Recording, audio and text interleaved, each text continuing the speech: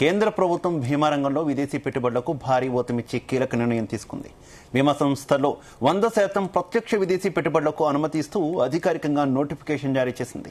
ఈ నిర్ణయంతో విదేశీ పెట్టుబడిదారులకు భారత బీమా రంగంలో మరింత విస్తృతంగా పెట్టుబడులు పెట్టే అవకాశం కలగనుంది. అయితే ఈ పెట్టుబడులు భారత బీమా చట్టం 1938 నిబంధనలకు లోబడి ఉండాలని ప్రభుత్వం స్పష్టం చేసింది. అలాగే విదేశీ పెట్టుబడులు స్వీకరించే సంస్థలు బీమా అనుబంధ కార్యకలాపాలు నిర్వహించేందుకు అవసరమైన లైసెన్స్ గాని అనుమతులు తప్పనిసరిగా తీసుకోవాలంటోంది కేంద్రం. ఇక దేశంలోని అతిపెద్ద ప్రభుత్వ బీమా సంస్థ అయిన ఎల్ఐసి విషయంలో మాత్రం ప్రత్యేక నిబంధనలు కొనసాగుతున్నాయి. ఎల్ఐసిలో విదేశీ పెట్టుబడుల పరిమితిని 20% మాత్రమే కట్టుబడి ఉంచారు.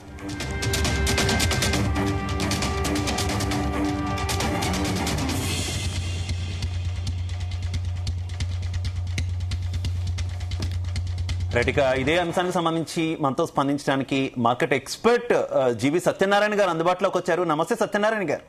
నమస్తే శివ. సత్యనారాయణ గారు, బీమా రంగంలో 100% ఎఫ్డీఏలకు కేంద్రం గ్రీన్ సిగ్నల్ ఇచ్చింది. ఏ రకంగా చూసుకోవాలి ఈ అంశాన్ని?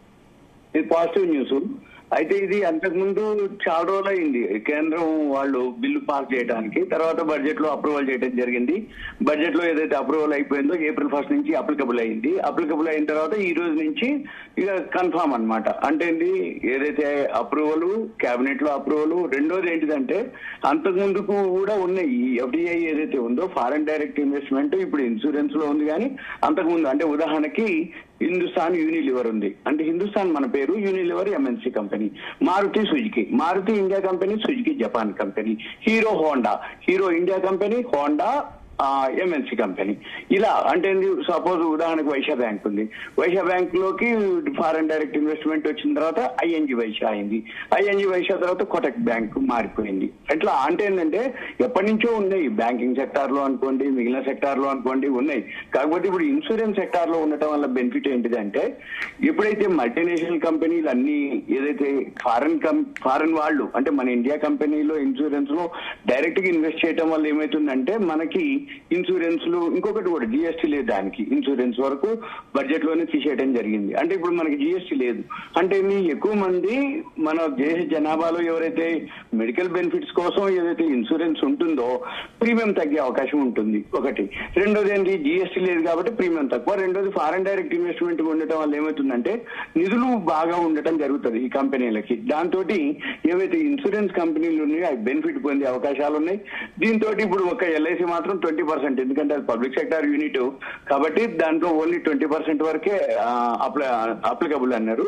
మిగిలినవి అంటే ఇప్పుడు మిగిలినవి ఉన్నాయి చాలా. అంటే ఎస్బీఐ లైఫ్ ఇన్సూరెన్స్ ఉంది, HDFC life insurance, ICICI Pru life, Max, ఇలా అనమాట. అంటే ఏవైతే ఇన్సూరెన్స్ కంపెనీలు ఉన్నాయో అవన్నీ కూడా బెనిఫిట్ పొందే అవకాశం ఉంది. మనకు కూడా ఈ ఎప్పుడైతే ఫారెన్ డైరెక్ట్ ఇన్వెస్ట్మెంట్ వస్తుందో కాంపిటీషన్ పెరుగుతుంది. వాళ్ళకి కాంపిటీషన్ పెరిగినప్పుడు ఆటోమేటిక్ గా ప్రీమియం తగ్గుద్ది, సర్వీస్ పెరుగుతుంది. ఎప్పుడైనా కానీ ఏ సెక్టార్ లో కానీ కాంపిటీషన్ ఉన్నప్పుడే సర్వీస్ లో ట్రాన్స్పరెన్సీ ఉంటుంది. ఎప్పుడైతే ఈ సర్వీస్ లో ఏదైతే లోపాలు ఉన్నాయో ఇమీడియట్ గా రెక్టిఫై చేయడానికి కూడా వీలవుతుంది. ఇంకొకటి మెయిన్ ఇప్పుడు ఈజీ అయిపోయింది. ఏదైతే క్లెయిమ్స్ ప్రాబ్లం ఉంటాయో అవి మనం గూగుల్లో సెర్చ్ చేస్తే క్లెయిమ్స్ పర్సంటేజ్ అనమాట. ఏదైతే ఇన్సూరెన్స్ ఉన్నాయో అవి క్లెయిమ్స్ పర్సంటేజ్. అంటే కొన్ని కంపెనీలు ఏం చేస్తాయంటే మనము అప్లై చేసేటప్పుడు ఒక మాదిరి ఉంటుంది, బిల్ క్లెయిమ్ చేసేటప్పటికి ఇది అప్లికబుల్ కాదు అని వాళ్ళు రిజెక్ట్ చేయడం జరుగుతుంది. అటువంటి వాటి అన్నిటికీ ఇప్పుడు ఉండదు అన్నట్టు. అంటే కొంచెం బెనిఫిటే ఏ విధంగా చూసినా. కాకపోతే ఏ ఇన్సూరెన్స్ కంపెనీలు బాగా బెనిఫిట్ ఉన్నాయో చూసుకొని మన వాళ్ళు ఇన్వెస్ట్ చేయొచ్చు. ఇది గుడ్ న్యూస్ కాబట్టి మండే నుంచి ఈ ఇన్సూరెన్స్ ఏవైతే ఎంతంత అనేది ఇంకా డేటా రాలేదు, ఓన్లీ ఓకే అన్నారు. ఏ కంపెనీల్లో ఏ ఇన్సూరెన్స్ కంపెనీల్లో ఏ కంపెనీలు అంటే మల్టీనేషనల్ కంపెనీలు దేంట్లో ఎంతెంత షేరింగ్ తీసుకుంటాయి, ఎంత పర్సెంటేజ్ తీసుకుంటాయి, ఏ విధంగా ఇన్వెస్ట్ చేస్తాయి, ఎంత చేస్తాయి అనే దానికి కొంచెం ఇంకా రాలేదు క్లారిటీ. మనకి మండే అట్లా వస్తుండొచ్చు. అప్పుడు డేటాని బట్టి మళ్ళీ మనము ఓకే అంటే ఇన్సూరెన్స్ కంపెనీలో ఎవరైతే షేర్ మార్కెట్ లో ఎవరైతే ఉన్నారో ఎల్ఐసిలో మాత్రం ఎఫ్డీఐలో 20% పరిమితం చేసినటువంటి నేపథ్యంలో మరోవైపు మిగిలిన వాటికి 100% ఎఫ్డీఐలకు గ్రీన్ సిగ్నల్ ఇచ్చిన నేపథ్యంలో ఎల్ఐసి పోటీ పడగలదా? దాదాపుగా ఎక్కువ మంది ఎల్ఐసిని ఎక్కువగా ట్రస్ట్ చేసేటటువంటి పరిస్థితి మన ఇండియాలో మనం చూస్తున్నాం. ఎల్ఐసి పోటీ పడగలదా? ఎల్ఐసికి ఏమైనా ఇబ్బందికర సిచ్యువేషన్ ఉందా మిగతా వాటిలో పోటీ విషయంలో? ఎల్ఐసికి అసలు క్వశ్చనే లేదు. మిగతా అన్ని ఒక ఎత్తు, ఎల్ఐసి ఒక ఎత్తు. ఎందుకు అంటే ఎల్ఐసి అనేది public sector unit, central government organisation. కాబట్టి అసలు ఈ ప్రైవేట్ ఆర్గనైజేషన్ ఎన్ని ఉన్నా, ఎంత ట్రాన్స్పరెన్సీ ఉన్నా, ఎంత క్లెయిమ్స్ పర్సెంటేజ్ ఉన్నా, ఎట్టి పరిస్థితుల్లో ప్రీమియం ఎక్కువ ఉంటుంది ప్రైవేట్ వాటిల్లో. ఇది పబ్లిక్ సెక్టర్ గవర్నమెంట్ వాటిల్లో ప్రీమియం తక్కువ ఉంటుంది. మీరు అనేక ట్రస్ట్, ఇప్పుడు పోస్ట్ ఆఫీస్ ఉంది, పోస్ట్ ఆఫీస్ కి ఎత్తుకొని పోతారు ఏది డిపాజిట్ చేయడానికి. కానీ ఏంటిది, అది సెంట్రల్ గవర్నమెంట్ ది సేఫ్టీ, అంటే డిఫాల్ట్ అనేది ఉండదు.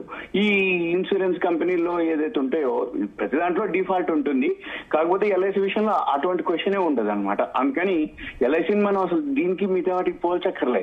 ఎల్ఐసి అనేది ట్రస్ట్, దానికి సెంట్రల్ గవర్నమెంట్ అనకపోయినా వాళ్ళకున్న నెట్వర్క్ అనుకోండి, వాళ్ళకున్నటువంటి ఏదైతే డేటా బేస్ అనుకోండి, వాళ్ళు ఏదైతే వాళ్ళ ఏజెంట్స్ నెట్వర్క్, బ్రాంచెస్ నెట్వర్క్, వాళ్ళు ఏదైతే సర్వీసు కానీ దాంతో పోలిస్తే మిగతా వాటితోటి మనం కంపేర్ చేయలేము అసలు. ఎల్ఐసినే మిగతాయి. కాకపోతే ఏంటంటే పబ్లిక్ సెక్టార్ యూనిట్ అనేది ఒకటి, కాకపోతే ట్రస్ట్ విషయంలో 100%. ఇవి కూడా ట్రస్టే ఉంటాయి. ఇప్పుడు మల్టీనేషనల్ కంపెనీలు ఏవైతే ఉన్నాయో అవన్నీ కూడా ట్రస్టే ఉంటాయి. కాకపోతే ఏంటంటే ప్రైవేట్ అనేది ఒక వర్డ్ ఉంటుంది, గవర్నమెంట్ అనేది ఒకటి ఉంటుంది. ఇప్పుడు సపోజ్ పబ్లిక్ సెక్టార్ బ్యాంకులు ఉంటాయి, ప్రైవేట్ సెక్టార్ బ్యాంకులు ఉంటాయి.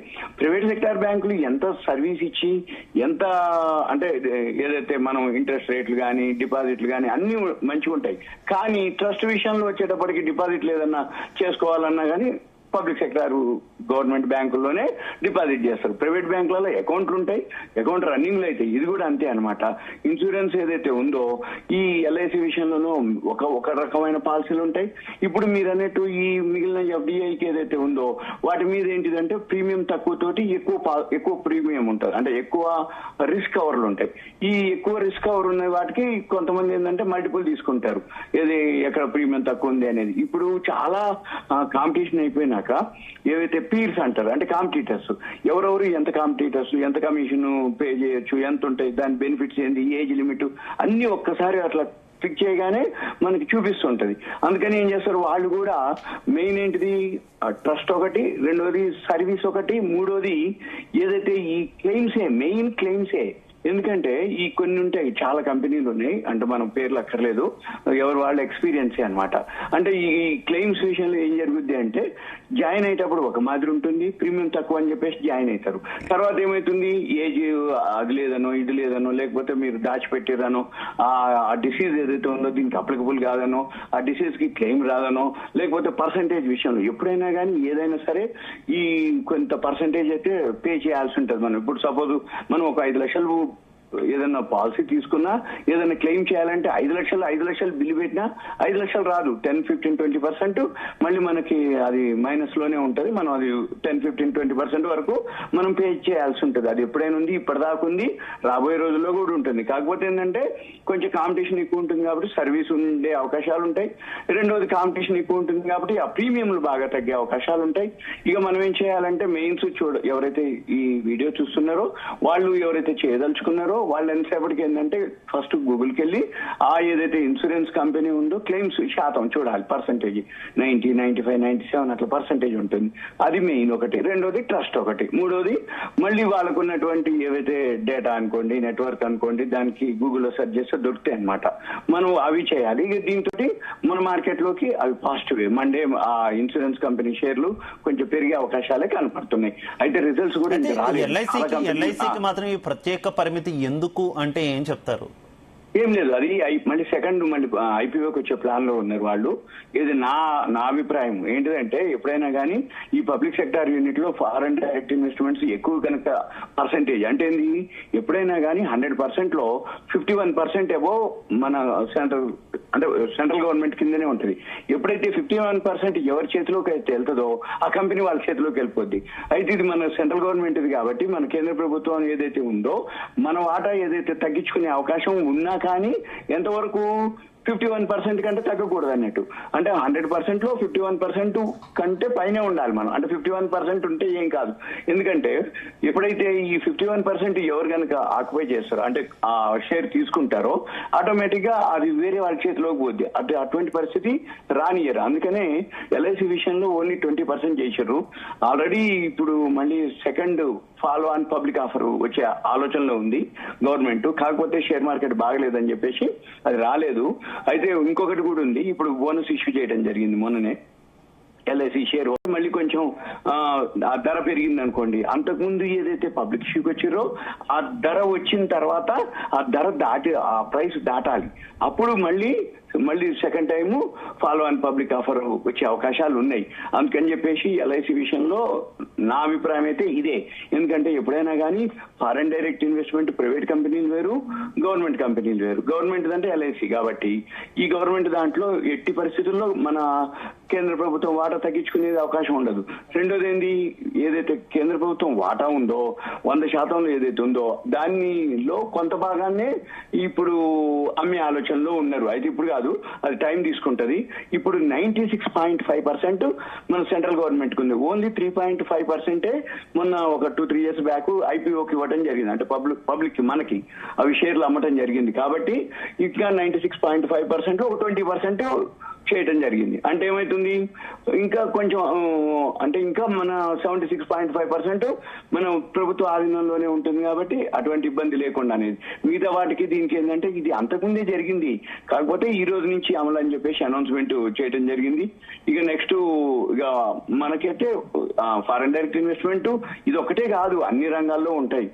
ఇప్పుడు ఫారెన్ డైరెక్ట్ ఇన్వెస్ట్మెంట్ అనేది పర్టికులర్ గా ఎంఎన్సీ కంపెనీల్లో పెట్టుబడి పెట్టేదాన్ని ఫారెన్ డైరెక్ట్ ఇన్వెస్ట్మెంట్ అంటాం. అప్పుడు పేర్లు మారుతాయి అనమాట. ఇప్పుడు ఇంతకుముందు అన్నట్టుగా Hero Honda, Hindustan Unilever, Maruti Suzuki ఇవన్నీ ఫారెన్ డైరెక్ట్ ఇన్వెస్ట్మెంట్ అంటే కంపెనీ వాళ్ళు ఇందులో పెట్టుబడి. అలానే ఇప్పుడు మరి అవి ఏం చేస్తారు, ఎలా చేస్తారు అనేది ఇక రాబోయే రోజుల్లో చూడాలి. ఇక నెక్స్ట్ ఏంటిదంటే మన గోల్డ్ సిల్వర్ విషయంలోకి వచ్చేటప్పటికి ఇప్పుడు ఒక్కొక్కళ్ళు ఒక్కొక్క వాదన. అంటే ట్రంప్ ఒక వాదన వినిపిస్తుండు, ఇరాన్ వాళ్ళు ఇంక యుద్ధం అయిపోలేదు, ఇంకా యుద్ధం జరుగుతుంది అన్నట్టుగా అంటున్నారు. ఇక మళ్ళీ మార్కెట్లు అయితే ఇవాళ రేపు హాలిడే ఉంది కాబట్టి మండే మార్నింగ్ కి మనం ప్లాన్ చేయొచ్చు ఏంటిది అని. Right, okay, thank you Shiva.